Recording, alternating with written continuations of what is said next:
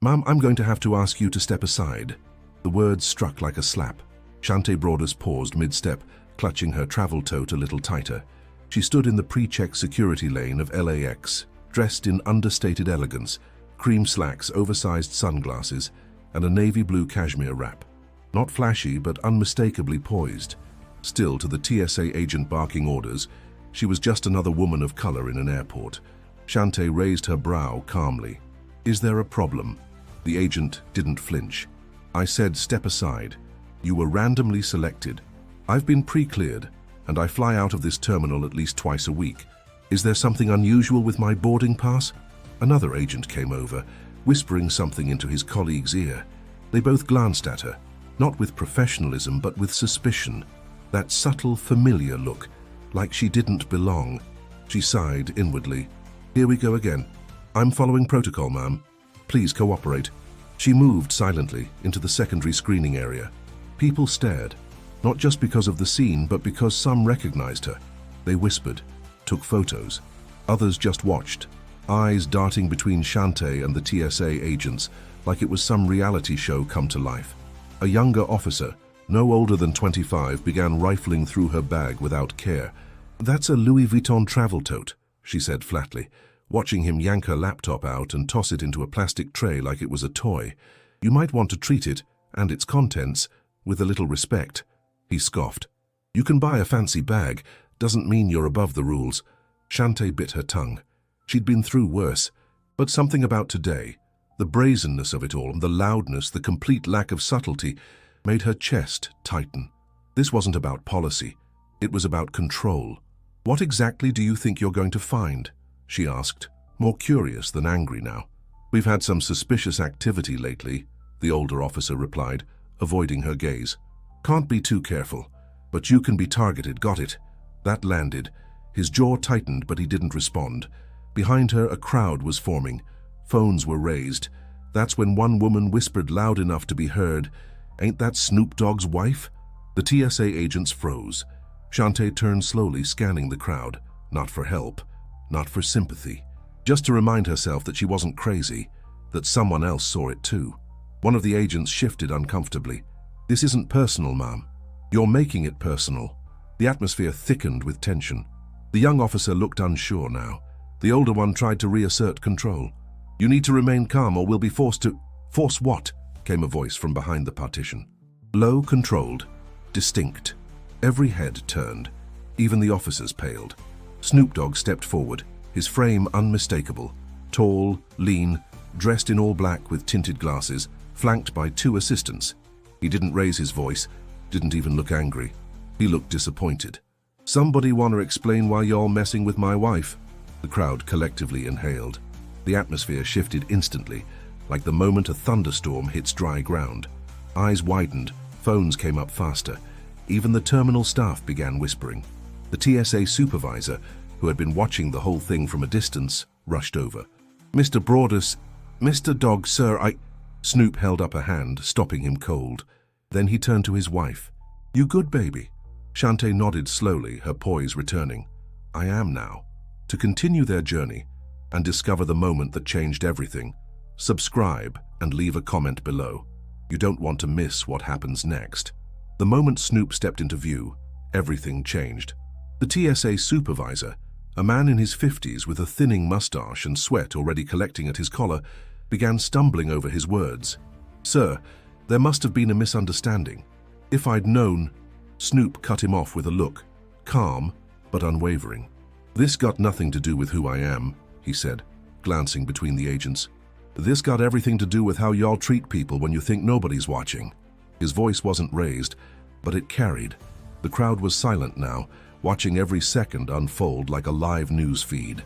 The younger agent took a step back, clearly shaken. The older one folded his arms like he was trying to regain control of the moment, but his voice was quieter now. We were just doing our job. Shante let out a breath and stepped forward. Then do it better. Her words landed harder than anything else. The TSA supervisor reached for a radio clipped to his belt, muttered something under his breath, and within seconds, a different uniformed woman arrived, polished, higher rank, likely PR trained. I'd like to personally apologize, Mrs. Broadus, the woman said, eyes flicking between Shante and Snoop. "This shouldn't have happened. We'll be addressing it internally." Shante didn't respond immediately. Her silence said enough. Snoop's expression remained unreadable, but behind those tinted glasses he was scanning everything.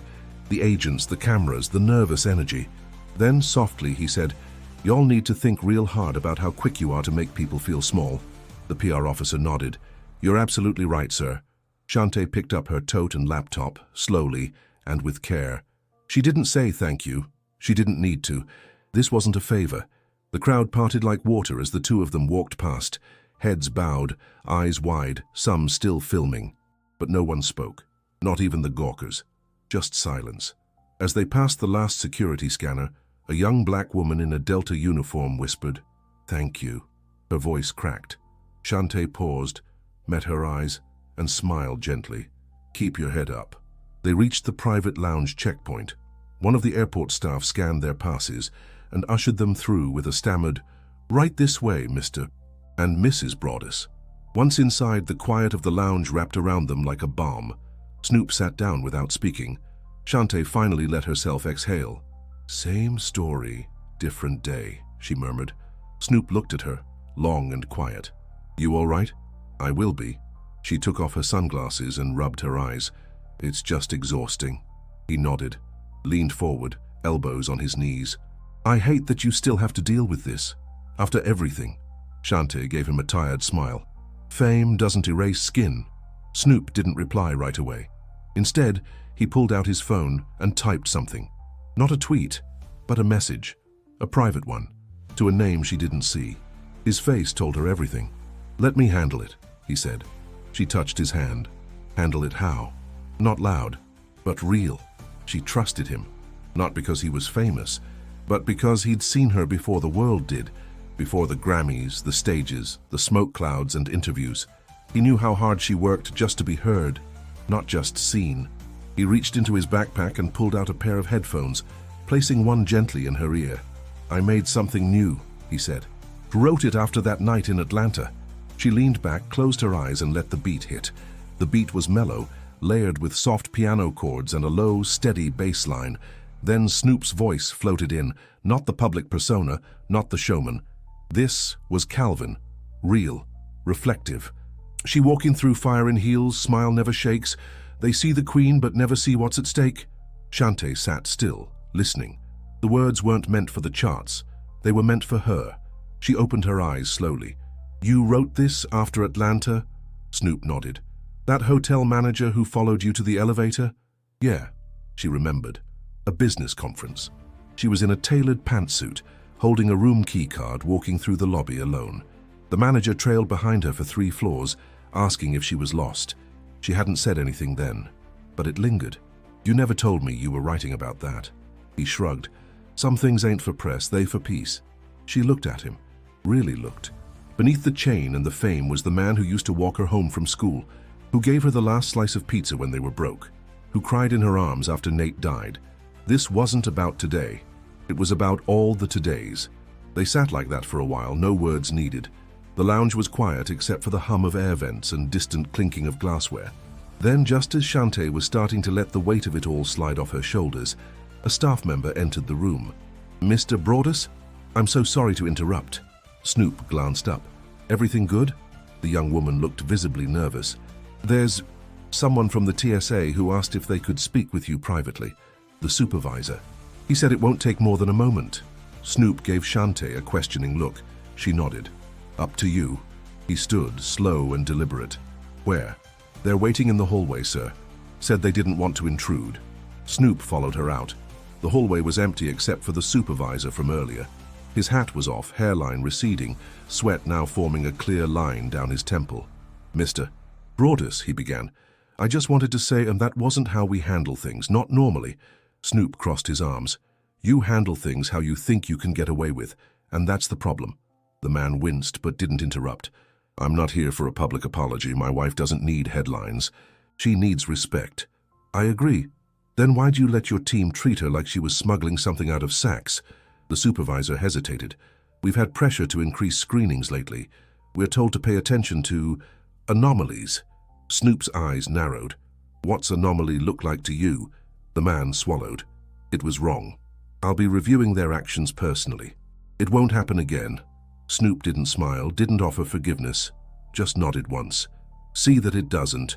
He turned and walked back inside, leaving the man standing alone under fluorescent lights that suddenly felt too bright. Back in the lounge, Shante was scrolling through her phone. Already viral, she said without looking up. How bad? Mixed bag. Some people saying I pulled a "do you know who I am" stunt. Others are defending me. TMZ just posted a clip. Snoop dropped into the seat beside her. You didn't pull nothing. You just existed. That's what's got 'em loud. She smiled at that, but it faded as she scrolled. Some of these comments, she whispered, people really think I deserved it. Snoop reached over and gently turned her phone face down. They can't dim what they can't reach, he said. By the time they boarded the plane, Shante had already decided. No press statements, no Instagram posts, no red table interviews. She was tired of translating her pain for other people's education. The private jet hummed quietly as it taxied down the runway. Snoop leaned back, headphones on again, bobbing to something new. But Shante stared out the window, watching the airport lights blur into streaks. Snoop, she said after a while. He lifted one ear cup. Yeah? Do you ever get tired of being watched? He didn't answer right away, just scratched his chin and looked out the opposite window. Depends who's watching, he said. Fans, nah, they love me. Media, that's part of the job. But when it's security, or staff, or some dude at a hotel lobby, yeah, I get tired of proving I belong somewhere I paid to be. She nodded. That's what it is, that proving part. It drains you. They sat in silence again, the hum of the engine filling the space. You know what hurts more than what they did, she said quietly. What? The way people online are talking about it. The assumptions, like I must have said something rude, or I was acting entitled. They can't imagine me just minding my business. He reached over and touched her hand. They don't know you. But I do, she closed her eyes. I didn't ask to be in the spotlight. You didn't, but you held it with grace. She smiled faintly. Not today. He leaned in. Especially today. They landed in Vegas just after sunset. The sky was a soft, bruised purple. The desert air dry and still. A black SUV waited on the tarmac, driver already holding the door open. As they stepped in, the driver, a young Latino guy with kind eyes, looked at Shante and said, Sorry that happened to you, ma'am, it wasn't right. She paused, taken aback. Thanks, she replied, her voice softer than she expected. As the car pulled away, Snoop looked over. See, not everyone's blind. She leaned into him, the exhaustion finally winning. I'm just tired of being the lesson. You're not the lesson, he said. You're the mirror. They see their own fear when they see your power. That line stayed with her as they checked into the Aria. The hotel manager met them personally, all smiles and courtesy. Anything you need, Mrs. Broadus, just let us know. The contrast from earlier stung. That night, she didn't sleep much. She scrolled through comments again, against her better judgment. Then she saw something that made her stop. It was a video, not from TMZ or a blog, but from a young woman's TikTok. The caption read, I watched Shante Broadus get humiliated at LAX today, and I want to talk about how normalized it is to see black women disrespected in public spaces. It was raw, honest. The woman didn't just film, she spoke. About bias, about invisibility, about dignity. Shante watched the entire clip twice. Then she messaged the woman privately, Thank you. You saw me. Seconds later, the reply came, We all saw you, and we're with you.